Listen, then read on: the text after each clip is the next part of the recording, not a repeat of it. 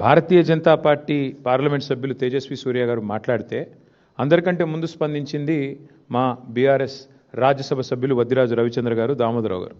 వారిద్దరు కూడా వెంటనే ఖండించడమే కాదు, మరి గట్టిగా వారిని నిలదీశారు.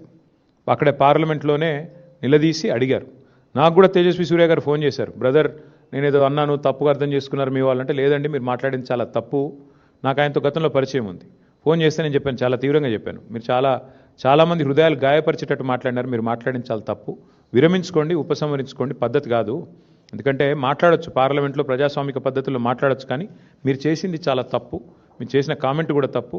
ఇది మీ పార్టీ అభిప్రాయమా వ్యక్తిగత అభిప్రాయమా నాకు తెలియదు, బట్ మీరు మాట్లాడింది మాత్రం అస్సలు కరెక్ట్ కాదని చెప్పి నేను కూడా గట్టిగా చెప్పాను. అల్టిమేట్గా మేము ఖండించిన తర్వాతనే ఆయన ఏదో ఎక్స్ప్లెనేషన్ ఇచ్చుకున్నారు. నా ఉద్దేశం అది కాదు, ఇది కాదు, కాంగ్రెస్ని నిలదీయడం ఎక్స్ప్లెనేషన్ ఇచ్చుకున్నారు.